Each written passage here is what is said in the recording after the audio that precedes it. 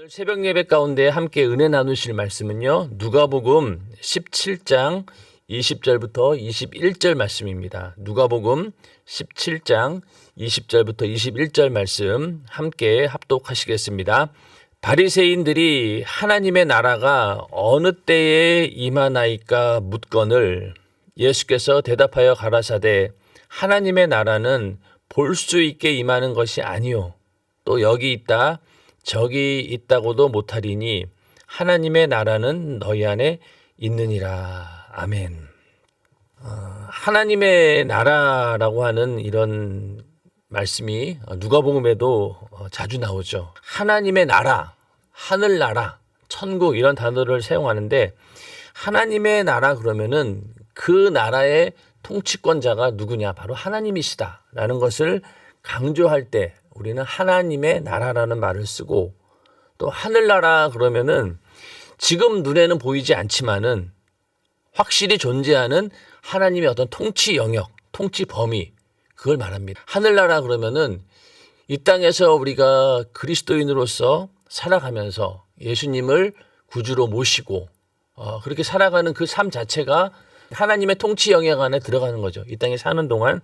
그리고 또 우리가 죽은 다음에 영원한 천국이 있는데 거기까지 이제 확장되어지는 그런 개념이 바로 이제 하늘나라입니다. 그래서 그것은 이 땅의 나라와는 완전히 구별되는 하나님이 통치하시는 하나님의 통치의 영역과 범위 안에 있는 그 나라를 우리는 하늘나라 이렇게 얘기를 하고 있습니다.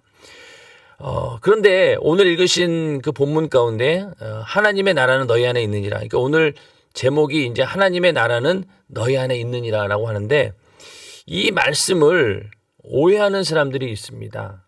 우리가 신앙생활을 하면서 가장 경계해야 될 것이 어떤 거냐면은 우리가 가지고 있는 신앙의 가치들을 실제적인 것임에도 불구하고 그것을 추상화시키는 것들, 눈에 보이지 않는 희미한 것들로 희석시키는 것이 정말로 이게 경계해야 될 일입니다. 예를 들어서 하나님의 사랑이라고 하는 것, 예수님의 사랑이라고 하는 것을 그냥 박애주의적인 그런 사랑 정도로 그렇게 추상화시켜 버리는 거예요. 그러나 그 예수님의 사랑이라고 하는 것이 어떤 것입니까? 죄로 인해서 그 죄의 싹은 사망인데 그 사망이 단순히 육신의 죽음이 아니라 영원한 지옥에서 영원토록 형벌을 받아야 되는 그 참혹한 곳에서 우리를 구원해 주시는 것이 바로 예수 그리스도의 사랑입니다. 그런데 그 사랑을 그저 인류를 사랑하는 박애주의 정도로 이 정도로 이렇게 희석시켜 버린다라고 하는 것. 그것은 우리가 가지고 있는 그 신앙의 가치를 현격하게 저하시키는 그런 행동이죠. 마찬가지로 하나님의 나라가 너희 안에 있다라고 하는 이 말을 오해해서 천국을 간절히 사모하는 사람들을 그런 사람들을 괜히 욕심이 많은 사람으로 취급하고 허황된 꿈을 꾸는 그런 망상가로 취급하는 그런 사람들이 있죠. 예수 믿는 사람 가운데도 야 천국이 어디 있냐. 천국은 그냥 우리 마음속에 있는 거야. 이 땅에서 네가 현실에 충실한 삶을 살고 그 가운데서 예수님의 그 사랑을 실천하기만 하면은 이 땅이 곧 천국이고 천국이 네 마음속에 있는 것이지 뭐 죽은 다음에까지 천국 가려고 이렇게 용을 쓰냐. 이러면서 천국을 사모하는 사람들을 이상한 사람을 취급합니다. 그것도 역시 천국이라고 하는 하나님의 나라를 축소시켜가지고 그 가치관을 완전히 세속화시키고 또 현실적인 그런 수준으로 아주 격화시키는 그런 아주 불신앙적인 그런 행동이죠. 절대 그렇지 않습니다. 하나님의 나라가 너희 안에 있다라고 하는 것은 이 하나님의 나라는 이미 이루어지기도 했고 또 현재 이루어지고 있고 또 앞으로 이루어지고 또 완성되어질 그런 개념입니다. 내가 예수 믿고 거듭나는 순간 우리 안에 하나님의 나라가 임한 거예요. 그럼 이 땅에 사는 동안에도 우리는 하나님 나라의 그 시민권을 가진 자로서 하나님의 자녀로서의 삶을 살고 있는 것이고 그렇게 하나님의 나라의 통치권 안에서 그 범위 안에서 이 땅에서 육신을 가지고 살다가 죽은 다음에 내 영혼이 또 영원한 천국에 가서 지금은 우리가 볼 수 없으나 그때 보게 되는 영원한 천국에서 영원히 사는 그 천국 또한 존재한다는 것이죠. 그러므로 예수님께서 이 땅에 오셔서 회개하라 천국이 가까웠느니라 이렇게 말씀하지 않았습니까? 그 얘기는 이제 예수 그리스도의 이 땅에 오심으로 인해서 하나님의 나라가 아주 구체적으로 임하게 되었고 이제 곧 너희가 그 하나님의 나라를 소유하게 될 것이다. 예수 믿고 모든 사람들이 구원받고 또 성령이 임함으로 인해서 하나님께서 예수께서 다스리는 그 나라가 너희 속에 건설될 것이다. 그래서 그 하나님의 나라가 이루어진 그런 사람들이 또 복음을 전합니다. 그러면 그 복음을 전하면 그 복음을 듣고 또 예수를 믿는 그런 수많은 영혼들이 있겠죠. 그럼 그 사람에게도 하나님의 나라가 임하는 거예요. 그러니까 우리가 복음을 전한다라고 하는 것은 하나님의 나라가 점점 확장되어 가는 것을 말하는 것이죠. 그렇게 복음이 모든 인류에게 다 전파되고 그랬을 때 다시 예수님께서 이 땅에 오신다고 했습니다. 예수님의 재림으로 인해서 그 하나님의 나라는 완성되어지는 겁니다. 그러니까 우리가 이 땅에서 살다가 내 개인의 종말도 있지만은 그러나 그 개인의 종말과 종말보다 더 중요한 건 뭐냐? 예수님께서 이 땅에 오시는 그 종말의 때가 더 중요하죠. 왜냐하면은 내가 죽었어요. 근데 예수님께서 재림하실 때 그때 죽은 자들이 첫째 부활에 참여한다고 했잖아요. 그리고 살아서 예수의 재림을 보는 자들 가운데 첫째 부활에 참여한다라고 했기 때문에 우리 개인의 종말이 물론 있긴 하지만은 그러나 예수님의 재림으로 인해서 그 천국이 완성되어진다라고 하는 것을 우리는 분명히 알아야 됩니다. 그래서 오늘 읽으신 본문 누가복음 17장 20절에서 21절에 대해서는 하나님의 나라를 얘기하고 있는데 이 하나님의 나라는 바로 예수님께서 이 땅에 오셔서 이루게 되는 그 하나님의 나라를 말하는 거고 그 다음에 22절부터는 인자의 날이라고 하는 얘기가 나오는데 그거는 바로 이 우주적인 종말 가운데 예수님께서 이 땅에 오셔서 이루어질 일들 그렇게 해서 그 천국이 또 완성되어진다라고 하는 그런 말씀이 이어지고 있는 겁니다. 그러므로 우리가 이 하나님의 나라라고 했을 때 하나님의 나라는 이미 우리 안에 예수를 믿고 성령이 우리 안에 임하심으로 인해서 하나님의 나라가 이미 이루어졌다. 그리고 내가 이 하나님 나라의 확장을 위해서 복음을 전하고 또 예수의 사랑을 실천하고 하나님 말씀대로 살아가는 그 삶을 통해서 우리의 삶 가운데 하나님의 나라를 점점 확대시키고 확장시키는 겁니다. 그렇게 해서 더 많은 사람들이 하나님의 나라를 만날 수 있고 그 통치의 범위 안에 들어오게 하는 것. 그것이 또 이 땅에서 우리가 하는 일이기 때문에 하나님의 나라를 계속해서 건설해 나가고 확장해 나간다는 그런 진행형의 개념도 있는 것이죠. 그리고 또 미래적인 개념으로 이제 곧 내가 육신을 마감하게 되면은 그때 영원한 천국에 들어가게 될 것이다. 또 미래적인 그런 모습이 또 하늘나라이죠. 그러니까 과거와 현재 미래가 동시에 공존하는 그런 개념이 바로 이 하늘나라의 개념입니다. 이 하나님 나라의 개념인 것이죠. 그런 개념을 가지고 우리는 하나님의 나라를 이해해야 됩니다.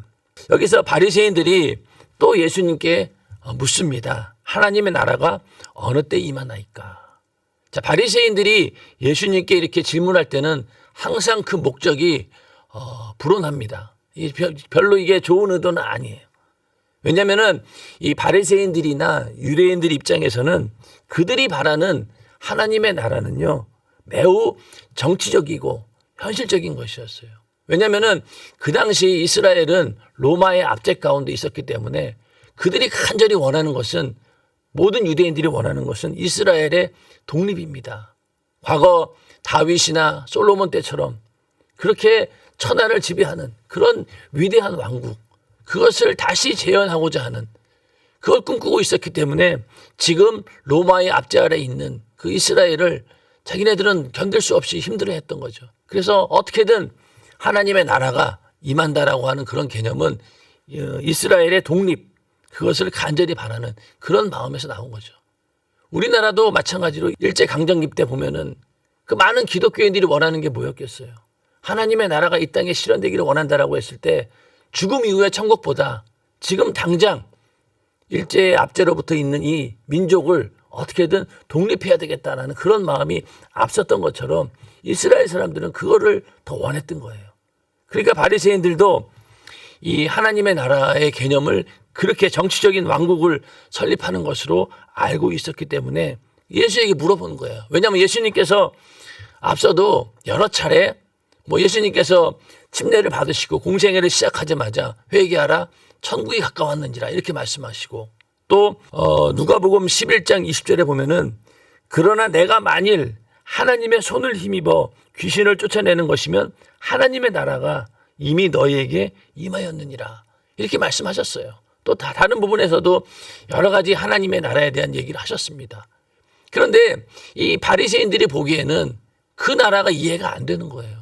아직까지 아무것도 변한 게 없는데 예수님의 등장과 함께 로마가 어떠한 위협도 당하지 않았고 또 예수님께서 하시는 모든 그런 활동들이 어떤 정치적인 그런 형식들이 아니라 정치적인 그런 위력이 있는 것이 아니라 그냥 자기네들 세리나 또 어부들이 모여가지고 그냥 자기네들끼리 그렇게 전혀 현실과 맞지 않는 그런 이야기를 나누는 그런 정도였기 때문에 전혀 정치적으로 로마의 위협이 되질 않습니다.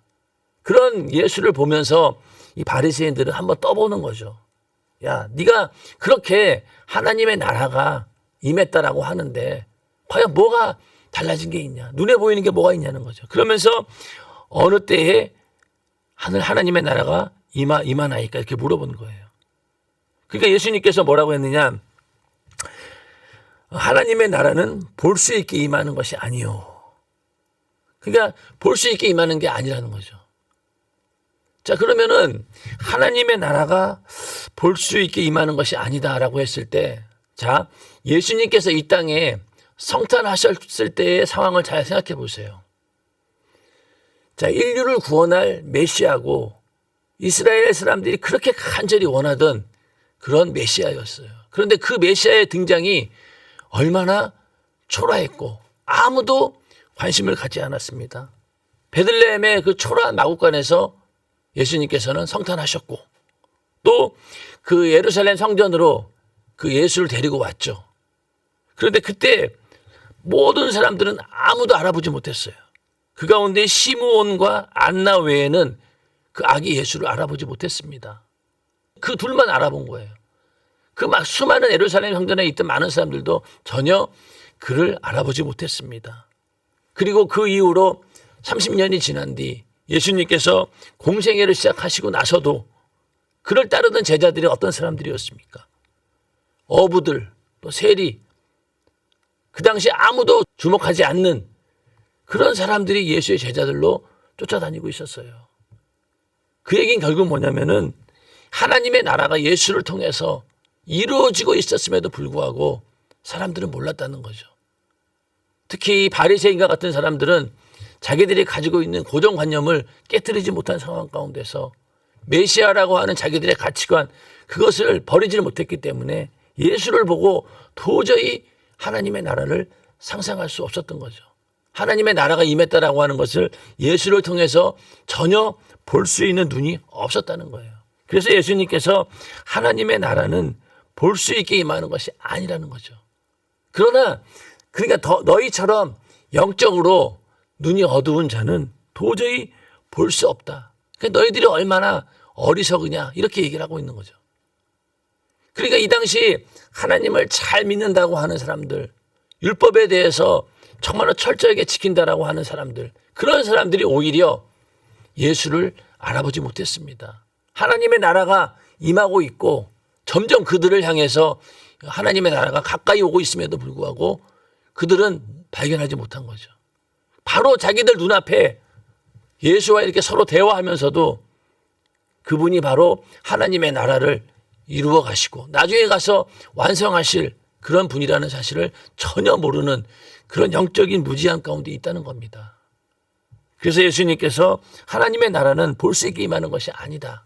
오늘날에도 예수 그리스도의 복음이 전해지고 또 많은 사람들이 예수를 믿고 교회에 와서 예배를 드립니다.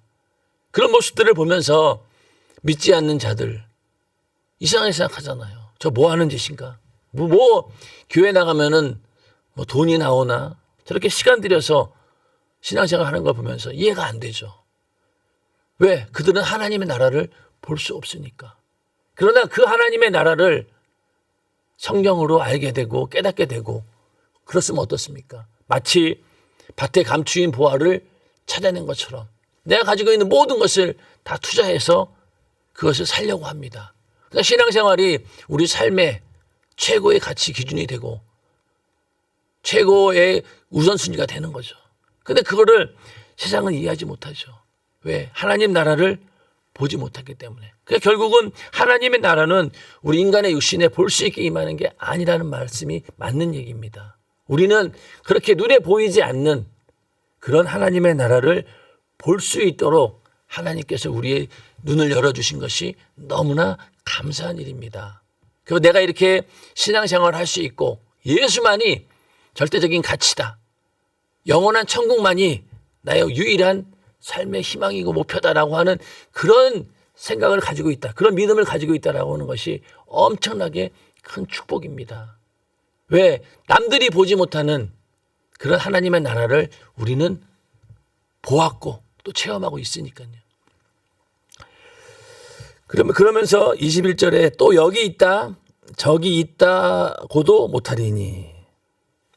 그러니까 유대인들은 하나님의 나라를 이렇게 외적인 눈으로 이렇게 관찰하면 보이는 것으로 알았던 거예요. 근데 여기 있다 저기 있다고도 못한다는 거죠. 정치적으로 경제적으로 사회적으로 이런 모든 것 눈에 보이는 그런 어떤 것들이 만들어져 가면서 그 유대인들이 원했던 것은 정말로 이상적인 그 유토피아가 건설되기를 원했던 겁니다.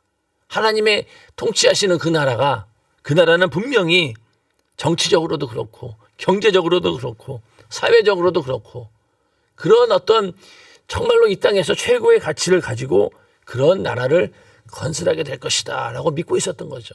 그런데 하나님의 나라는 그런 나라가 아니었던 겁니다. 자, 오늘날에도 많은 사람들이 정치적인 그런 상황, 경제적인 상황 이런 것들을 놓고 걱정, 근심, 염려를 많이 합니다. 특히 예수 믿는 그리스도인들이 나라와 민족을 위해서 걱정하는 건 당연한 일이죠. 그러나 우리가 이 세상에서 하나님의 나라가 온전히 실현되지 않는다라고 해서 거기에 우리가 좌절할 필요는 없습니다. 낭망할 필요는 없다는 거예요. 왜?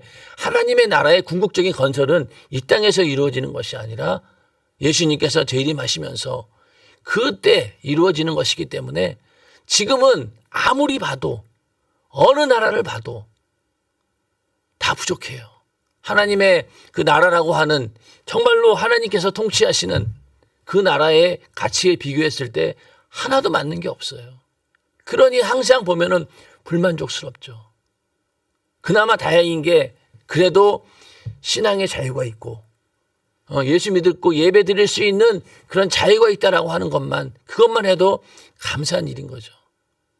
만약에 예수를 믿지 못하고 복음을 전하지 못하는 그런 상황까지도 갈 수 있지 않습니까? 역사적으로 봤을 때 그런 날들이 얼마나 많았습니까? 그러므로 우리는 이 땅에 살면서 정치적, 경제적, 사회적으로 완전한 그런 나라가 이루어진다라고 하는 그런 꿈을 이 땅에서는 버려야 돼요.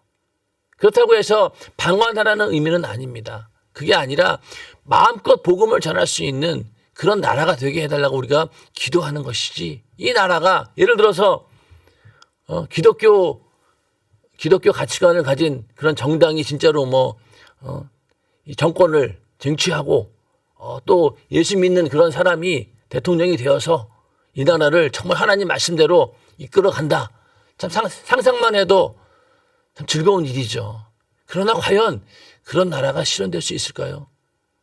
지금까지 불가능합니다. 그런 것처럼 우리도 그런 나라를 꿈꾼다라고 하면은 우리도 은연중에 이 바리새인들처럼 그런 정치적, 사회적, 경제적으로 완전한 나라를 이 땅에 실현하고자 하는 세상에 목적을 둔 그런 사람과 다를 게 없다는 거예요.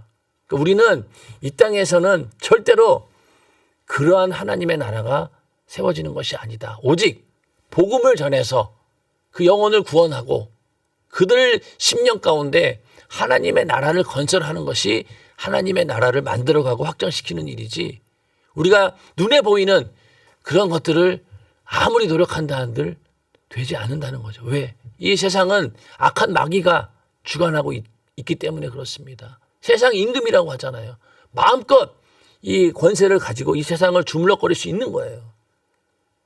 그러니까 우리는 거기에 대해서 하나님의 나라는 눈에 보이는 것이 아니고 또 여기 있다 저기 있다 해도 볼 수 없는 그런 곳이라는 걸 생각하면서 오직 영혼을 살려서 그 영혼이 구원받아서 그 속에 하나님의 나라가 임하도록 하는 것. 그것이 우리가 하나님의 나라를 건설하고 확장시키는 일입니다. 그 일에 우리는 부르심을 받은 거죠. 예수의 제자라고 하면은 가장 중요시해야 될 일이 바로 하나님의 나라를 확장하는 일입니다. 그렇게 하나님의 나라가 확장되어 가고 예수 믿는 사람들이 증가하고 늘어나게 되면은요, 자연적으로 정치, 사회, 경제적으로 그 하나님께서 원하시는, 우리가 원하는 그런 것들이 어느 부분적으로 이루어질 수 있는 것이죠. 그러나 이 정치적인 또 이런 제도권 안으로 막 들어와 가지고 그것을 한다. 그건 사실은 참 힘든 일이에요. 우리가 그런 것들을 많이 경험해 보지 않았습니까? 그래서 우리는 이 나라와 민족을 위해서, 이 세상을 위해서 기도하되 하나님의 나라가 이루어지는 것이 과연 어떤 것인가를 잘 생각하고 오직 영혼을 구원하고 복음을 전하는 그 일만이 진정한 하나님의 나라를 이루는 일이다라는 그런 믿음을 가지고 오늘도 많은 사람 영혼을 살리는 일에 동참해야 될 것입니다. 그러면서 예수님께서 하나님의 나라는 너희 안에 있느니라 이렇게 말씀하셨어요. 그래서 이 이야기를 너희 마음속에 있느니라, 너희 가운데 있느니라 이렇게 말하고 있는데, 만약에 하나님의 나라가 너희 안에 있다라고 하면은 바리새인들의 마음 가운데 지금 하나님의 나라가 있다는 겁니까? 근데 아무리 봐도 바리새인들은 하나님의 나라를 소유할 만한 그런 믿음이 없어요. 그래서 이 이야기는 바로 뭐냐? 하나님의 나라가 바로 눈앞에 있다. 너희들이 손만 내밀면은 닿을 수 있는 곳에 하나님의 나라가 있다. 결국은 너희가 지금 눈으로 보고 있는 그 예수로 인해서 하나님의 나라가 이루어지고 있다. 이거를 알려주신 거예요. 너희 가운데 하나님의 나라는 너희 가운데 있느니라, 이 말이 더 맞는 얘기죠. 그들 가운데 있었던 거예요. 예수님께서 역사적인 인물로, 실제하는 존재로서. 그럼에도 불구하고 그들은 예수로 인해서 이루어지는 하나님의 나라를 볼 수 있는 눈이 하나도 없었던 거죠. 오늘날도 마찬가지고요. 그래서 하나님의 나라는 이렇게 우리 마음속에 있다라고 하는 사실을 처음에 제가 말씀드린 것처럼 막연하게 우리가 죽은 다음에 다가오는 영원한 천국, 그것을 부인하라는 얘기가 아니고 그런 것이 존재하지 않는다는 이유가 그런 것이 아니라 그 나라는 있지만은 그러나 이 땅에 우리가 육신을 입고 있는 동안에 우리에게 있는 나라는 바로 우리들 속에 있다는 거죠. 절대로 그걸 오해하면 안 됩니다. 만약에 죽은 다음에 영원한 천국이 없다라고 하면은요, 뭐하러 예수를 믿겠어요? 그냥 이 땅에서 선하게 살고 착하게 살면 되지. 그러므로 우리가 그렇게 우리의 신앙의 가치를 세속화시키면은 우리에게 영생이라고 하는 그런 희망과 자유가 없는 겁니다. 그래서 우리는 하나님의 나라가 너희 안에 있다라고 하는 말을 절대로 이 세속적인 것으로 인본주의적으로 해석하는 그런 유혹에 절대로 넘어가서는 안 된다는 얘기죠. 그리고 하나님의 나라가 너희 안에 있다라고 하는 이 말씀을 굉장히 소극적으로 생각하는 사람들도 있어요. 그냥 마음속에 평안이 있으면 그냥 하나님의 나라다, 나라가 임했다. 그래서 힘들고 어렵고 뭐 눈으로 보고 힘들고 어렵고 또 뭐 여러 가지 마음에 안 들긴 하지만은 그래도 그냥 긍정적인 생각을 가지고 마음 편하게 먹어. 그러면 그게 곧 네 안에 천국이 이루어진 거야. 이게 아니죠. 천국은 침노하는 자의 것이라고 했잖아요. 누가복음 16장 16절에도 율법과 선지자는 요한의 때까지요, 그 후부터는 하나님 나라의 복음이 전파되어 사람마다 그리로 침입하느니라. 그러니까 복음이 막 전파되면서 하나님의 나라가 사람들 가운데 막 침투한다는 거예요. 우리 안에 막 쳐들어온다는 거예요. 적극적으로. 그 정도로 적극적으로 임하는 것이 하나님의 나라인 것이지, 그냥 마음 편하게 먹고 속 편하게 긍정적인 생각 가지고 그런다라고 해서 우리 안에 하나님의 나라가 이루어진 건 아니란 얘기죠. 우리가 이루어야 되는 하나님의 나라는요, 또 마태복음 11장 12절에 보면은 침례 요한의 때부터 지금까지 천국은 침노를 당하나니 침노하는 자는 빼앗느니라. 마치 그 천국을 내가 얻기 위해서 적을 공격하는 것처럼 막 그렇게 침노해서 빼앗는 것이 바로 하나님의 나라 천국이라는 거잖아요. 얼마나 적극적인 이미지입니까? 그런데 우리는 이것을 그냥 소극적으로 내 마음속에 평안하면 천국이 임한 것이다. 이게 이 정도의 수준은 아니란 얘기죠. 그래서 우리가 이 하나님의 나라가 너희 안에 있다라고 하는 이 말을 우리는 잘 이해를 해야 됩니다. 잘못 이해하면은요, 굉장히 소극적인 사람이 되고 또 더 나가서 죽음 이후에 있는 또 하나의 천국, 그것을 아예 희망하지도 못하고 소망하지도 못하고 잃어버리는 그런 일들이 생긴다는 겁니다. 우리는 내 안에 이루어진 하나님의 나라, 예수로 인해서 성령 충만함으로 이루어진 이 하나님의 나라를 이 땅에서 끝까지 견고하게 잘 지켜야 되고 또 내가 가진 이 하나님의 나라를 점점 확장시키는 일에 우리가 쓰임받아야 되는 것이고요.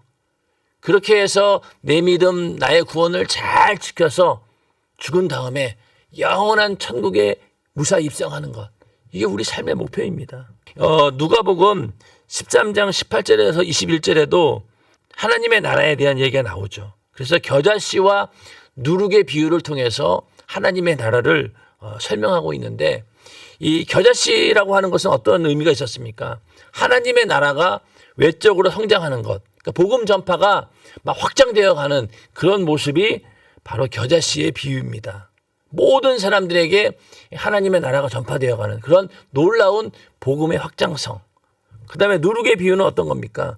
이 하나님의 나라가 내적으로 성숙해 가는 그런 것들을 말하는 것이죠. 그래서 내 안에 이 하나님의 나라가 점점 마치 누룩이 커져가는 것처럼 번져나간다는 거예요. 커진다는 거죠. 성장해 간다는 겁니다. 그래서 이런 것들이 외적 성장과 내적 성숙이 동시에 이루어지는 거죠. 이 땅에서 예수님께서 임하신 이후로 또 십자가의 사건 이후로 우리 모든 사람들에게 복음의 소식이 전해지고 내가 구원받고 그런 다음부터 이렇게 하나님의 나라가 점점 외적으로 성장하고 또 내 안에서 점점 성장한다는 거예요.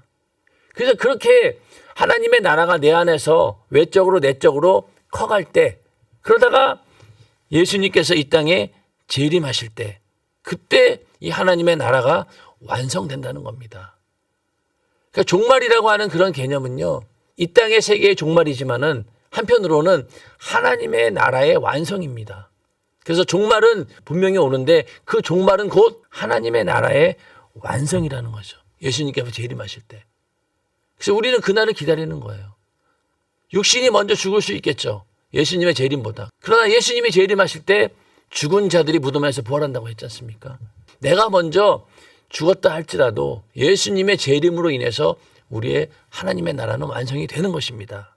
그리고 그때 예수님이 재림하실 때는 어떤 모습으로 옵니까? 심판하시는 분으로 오시잖아요. 세상을 심판하셔요. 그리고 이 세상을 주관하고 있는 그 세상 임금을 완전히 옥에 가두어 버리고 예수님께서 다스리는 그런 왕국을 건설하시게 됩니다. 그때가 바로 진정한 하나님의 나라가 이루어지는 것이죠. 지금은 아무리 노력해도 이 세상 마귀가 있는 이 세상 임금이 있는 동안은요, 한계가 있어요. 다만 복음만 전해서 보이지 않는 하나님의 나라가 확장되어 갈 뿐입니다. 그래서 우리는 이 하나님의 나라가 내 안에 있다라고 하는 사실을 잘 이해를 해야 된다는 거죠. 그래서 빌립보서 3장 20절에 보면은요. 오직 우리의 시민권은 하늘에 있는지라 거기로서 구원하는 자 곧 주 예수를 기다리노니. 이게 정확한 답이에요. 자, 이미 우리는 구원받은 자로서 하늘의 시민권을 소유한 자들입니다. 내가 이 땅에 육신을 입고 살고는 있지만은 그러나 우리의 시민권이 어디에 있느냐? 바로 하늘에 있다는 거예요. 소속이 하늘이라는 겁니다.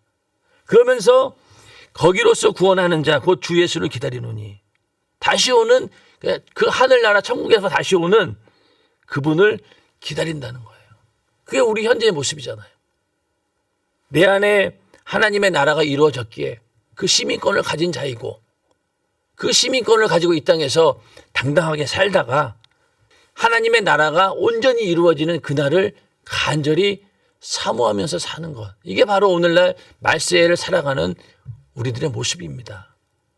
그래서 우리는 이 나라에서 이미 이 땅에서 이미 이루어진 하늘나라가 내 안에 있음을 늘 확증하면서 또 이 나라를 다른 사람들에게 계속 전해서 또 그들도 하나님의 시민권을 가진 자들을 계속 만들어가면서 그렇게 확장시키고 그러면서 간절히 예수님께서 이 땅에 오셔서 이 하나님의 나라를 완성하시는 그때를 간절히 소망하는 것. 이게 바로 신부의 믿음이고 이 마지막 말세에 하나님의 때를 간절히 바라는 그런 믿음의 사람들이 가지고 있는 그런 소망입니다. 우리 안에도 이러한 소망이 있기를 주님의 이름으로 축원합니다. 이제 주님 오실 날이 멀지 않았다고 많은 사람들이 얘기하고 있고 또 실제적으로 우리가 피부로 느끼기에도 그렇습니다. 그러나 예수님께서 이 땅에 처음 오셨을 때 아무도 몰랐던 것처럼 아마 예수님의 재림도 수많은 사람들이 모르고 지나갈 수도 있어요. 그러나 아는 사람에게는 나팔 소리가 엄청나게 크게 들릴 겁니다. 또 그걸 깨워 준비하고 있던 그런 사람들에게는 그 소리가 들리고 그 모습이 보이겠죠. 그러나 여전히 볼 수 없는 자들은 보지 못한다는 거죠. 그래서 깨어있으라라고 하는 이야기입니다. 오늘 우리의 삶 가운데도 주님께서 재림하시는 그날, 그때 하나님의 나라가 완성되어진다라고 하는 그런 소망을 가지고 주님 오시는 그날을 간절히 기다리며 깨어있는 우리 모두가 되기를 예수님의 이름으로 축원합니다. 이 시간 기도하겠습니다.